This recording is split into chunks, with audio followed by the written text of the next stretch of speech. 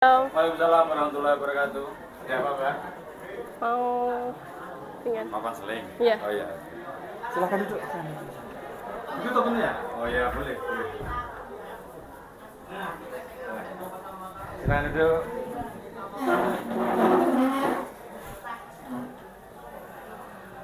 Namanya siapa? Siti Mutmainah. Oh, Siti Mutmainah. Dulu tujuhnya 7G. F Oh, F toh. 7F. Kelas 8 kelas 8 apa? G 8G. 8G satu kelas dengan siapa ya? Saya lupa ya. Nana Putri saya lupa. Nana Putrawi Ibrahim. ya. Di situ 7 lain. 7G dia. Udah. Oke.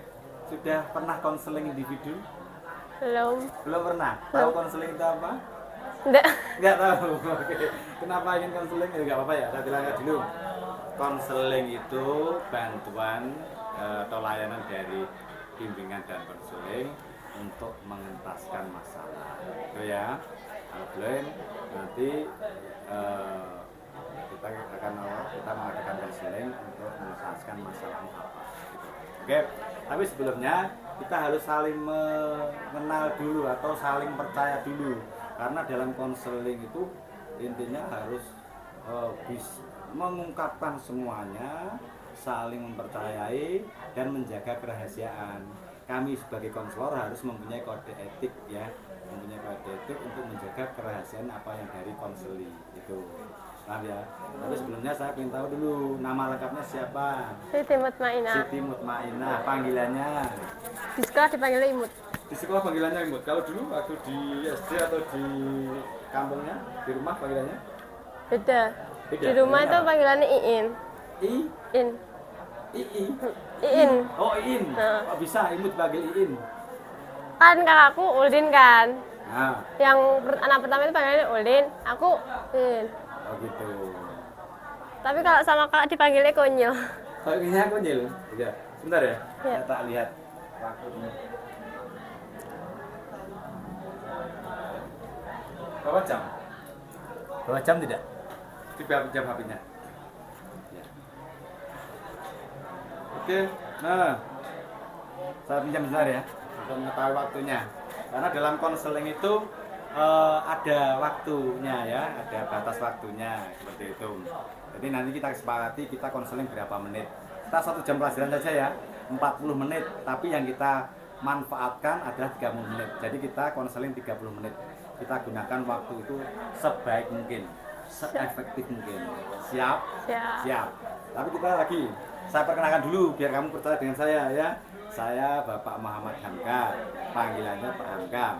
Waktu kamu kelas 7 mungkin sudah mengenal saya mengajar SKI, Sejarah Kebudayaan Islam. Tapi saya juga guru BK waktu itu di kelas 7 GHI.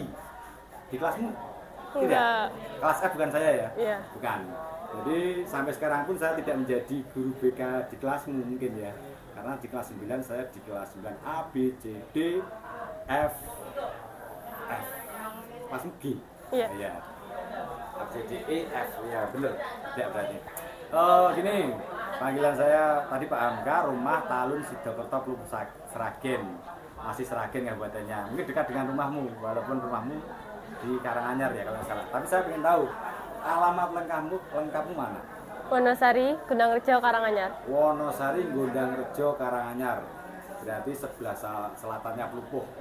Sudah dekat dengan Solo rumahmu ya? Solo, Surakarta. Iya. Kalau saya perkirakan dari rumahmu ke Solo, perbatasan daerah Mojosongo itu sekitar paling lama 7 menit naik sepeda motor, ya toh? Kalau kamu mungkin 5 menit sampai, itu, ya dekat berarti, ya, itu ya. Terus ini makanya saya ingin benar-benar mengenal kamu dan kamu juga mengenal saya. Kamu anak nomor berapa? Anak nomor 3. Tanggal lahirmu berapa? 10 Juni 2007. 10 Juni 2007. Sekarang umur berapa? Umur saya. Baik, oke, kalau baik. Nah, apa masalah dari bayimu? Aku kadang-kadang susah bagi waktu sama susah kemana orang tua itu gimana gitu nggak tahu kadang-kadang. Susah membagi waktu dan susah mengetahui kemauannya orang tua itu di mana gitu loh. Mengetahui kemauan orang tua? Iya. Kemauan orang tua atau membantu orang tua? Kemauan. Kemauan. Coba ceritakan satu-satu dulu. Dari tadi yang awal tadi, masalah yang awal. Yang kurang membagi waktu itu contohnya kan Yang awal dulu. sekolah. Mbak. Masalah yang awal tadi apa? Kurang membagi waktu. Kurang membagi waktu, iya. Coba ceritakan tentang kurang bisa membagi waktu tadi bagaimana masalahnya? Jadi kan kalau akan ikut organisasi banyak dari OSIM, Dewan Pramuka, Dewan Penggalang, sama di luar juga ada. Apa kegiatan yang di luar tadi? Di luar taekwondo. Taekwondo. Ya. Ikut latihan taekwondo di dojang mana? Aku kan dojangnya Solo. Solo. Tepatnya di mana? Di Solo? Unisri. Unisri. Iya, Unisri. Bukan yang sebelah timurnya terminal Solo itu, bukan? Itu juga di situ juga kadang-kadang dua tempat gitu loh. Kalau di beda-beda. Unisri di kampusnya? Di gedung serbagunanya. Tapi di lingkup kampus Unisri itu? Iya. Begitu. Ya, terus lanjutkan. Tapi kalau pulang sekolah kan aku juga ikut di sini gitu loh, yang lebih deket jangkauannya. Terus kan siang sekolah sampai sore kan biasanya langsung. Lah malam itu kadang-kadang kecapean tuh jadi nggak ada waktu buat belajar gitu. Jadi kegiatannya banyak, di sekolah sudah ada kegiatan. Kalau di sekolah sendiri kegiatannya itu sampai jam berapa? Contoh yang ikut yang pramuka atau yang OSIM? Dua-duanya? Pramuka. Lebih ke pramuka. Iya. Kalau ASM kan paling cuma ngumpul-ngumpul Iya. gitu. Kalau pramuka dari jam berapa sampai jam berapa dan itu harinya apa saja? Hari Jumat sama Selasa. Selasa kan sekarang ada les, jadi nggak ada. Jadi kalau hari Jumat tuh kadang-kadang sampai jam 5, jam 4 lebih gitu. Jadi kan sampai rumah udah capek, jadi nggak ada waktu. Gitu. Nah, terus yang kegiatan yang di luar, yang di taekwondo di Surakarta tadi? Itu setiap hari, Pak. Setiap hari? Iya. Apa ikut TC? Training center? Ada yang TC, ada yang enggak gitu. Gitu. Jadi ntar ini, Kamu atlet? iya. Jadi ntar ada kaitannya juga sama yang orang tua tadi. Oh gitu. Iya. Ya, sekarang sudah. Sekarang yang kemauan orang tua itu apa? Ya. Aku nggak tahu cita-citaku apa, tapi bapakku pokoknya aku pengen jadi polwan. Ya udah aku pengen jadi polwan gitu kan. Nah, terus polwan kan juga butuh medali, juga butuh piagam gitu kan ya. Iya, prestasi. Ya, Ya, prestasi. Itu kan taekwondo. Nah, jadi tuh taekwondo itu juga harus latihan terus buat kejuaraan kan. Terus orang tua juga nge-push aku buat ngasih poin buat kelas 9 ini lulus buat ke SMA lanjutnya. Jadi tuh kadang-kadang bingung Nilai yang bagus. sekolah gimana, taekwondo gimana. Jadi kan kalau polwan itu kan butuh banyak piagam, butuh banyak sertifikat. Untuk minimal kayak itu tuh sabuk merah strip 1 gitu kan. Lah, strip 1 ini aku belum pernah kejuaraan. Mau kejuaraan bingung karena di sini ada les juga gitu. Oke. Jadi bingung antara les untuk nanti nilai yang bagus dari nilai akademik ya toh. Yang satu itu apa jenenge taekwondo nanti juga akan mendorong atau membantu untuk karir. Ya. Maksudnya untuk mendaftar di kepolisian. Ya.